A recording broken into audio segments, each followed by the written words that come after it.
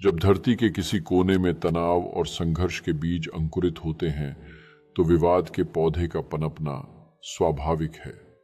जाहिर है कि विश्व के किसी क्षेत्र में संघर्ष हो तो प्रभाव सिर्फ भौगोलिक सीमा तक नहीं रहता है, बल्कि एक विश्वव्यापी मुद्दा बनकर सामने आता है। कुछ ऐसा ही मंजर इन दिनों रूस यूक्रेन युद्ध में भी नजर आ रहा है। गौरतलब है कि फरवरी 2022 में शुरू हुए इस युद्ध का अब तक कोई छोर नजर नहीं आता है, लेकिन संघर्ष की विभीषिका हर गुजरते दिन के साथ बढ़ रही है। ऐसी कड़ी में यह बात सामने आई कि रूस ऑपरेशन अनथिंकेबल पर चर्चा कर रहा है।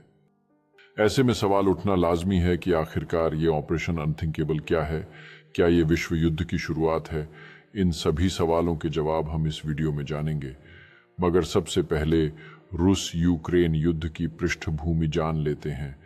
पूर्वी यूरोप में स्थित यूक्रेन, जिसकी सीमा उत्तर में बेलारूस, पूर्व से रूस अजोव सागर और साउथ में काला सागर, साउथ ईस्ट में मालदीव व रोमानिया तथा पश्चिम में हंगरी, स्लोवाकिया एवं पोलैंड से लगती है। वहीं दूसरी तरफ दो महाद्वीपों में फैला देश रूस यूरोप के फिनलैंड से लेकर एशिया के जापान तक अपनी सीमाएं साझा करता है।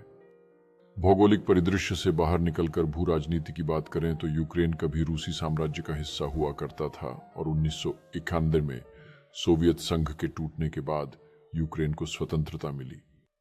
हालांकि रूस और यूक्रेन में सामाजिक और सांस्कृतिक समानता नजर आती है, लेकिन 2004 में यूक्रेन में रूसी समर्थक राष्ट्रपति की सरकार गिर गई और इसके जवाब में रूस ने क्रीमिया पर कब्जा कर लिया, जिसके बाद दोनों देशों के बीच संघर्ष की स्थिति बनी रही, जिसने 2022 में युद्ध का रूप ले लिया।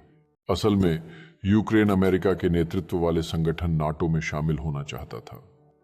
यूक्रेन के राष्ट्रपति वोलोडिमिर जेलेंस्की लगातार इसकी मांग उठा रहे थे। उधर रूस ऐसा नहीं चाहता था। वह चाहता था कि यूक्रेन नाटो में शामिल होने की अपनी जिद छोड़ दे, लेकिन यूक्रेन अपने कदम पीछे करने का नाम ही नहीं ले रहा था। इसी कारण रूस ने यूक्रेन के पूर्वी क्षेत्रों में हमला कर दिया। अगर यूक्रेन नाटो के साथ चला जाता तो उसकी सेना और उसके हथियारों के दम पर रूस को नुकसान पहुंचा सकता था।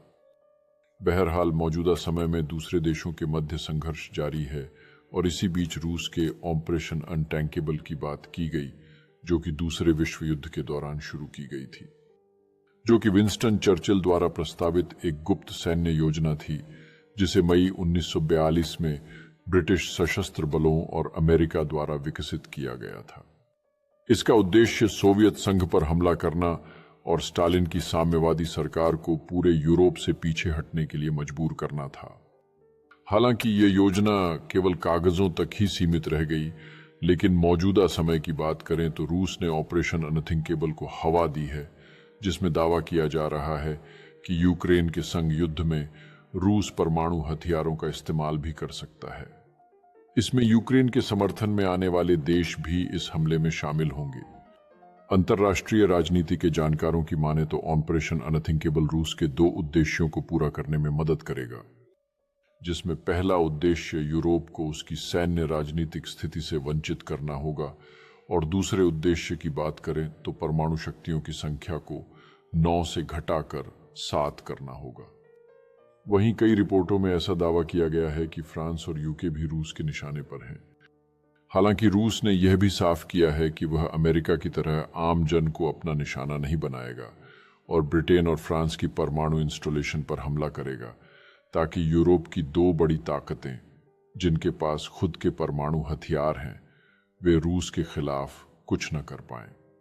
इसके साथ ही रूस खुद को परमाणु हमले के खिलाफ तैयार भी कर रहा है। दरअसल रूस मोबाइल परमाणु शेल्टर्स बना रहा है और ये ऐसे परमाणु शेल्टर्स होंगे जहां परमाणु हमले के दौरान आम जन छुप सकते हैं और सुरक्षित रह सकते हैं। रूस यूक्रेन युद्ध को क्षेत्रीय संघर्ष की संज्ञा दी गई है, लेकिन इसका प्रभाव समूचे विश्व में नजर आ रहा है। मौजूदा समय में कई देशों ने खुलकर यूक्रेन का साथ दिया है और उसे सैन्य और वित्तीय सहायता प्रदान की है, जिसके कारण इसे तीसरे विश्व युद्ध के आगाज के तौर पर भी देखा जा रहा है।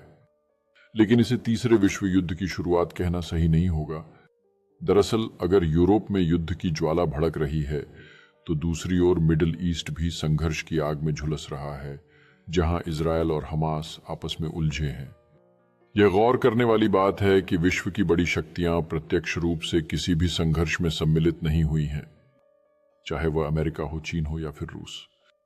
जानकारों की माने तो बड़ी शक्तियां युद्ध नहीं चाहती हैं, क्योंकि इससे न केवल भौतिक बल्कि आर्थिक रूप से भी बड़े पैमाने पर विनाश की संभावना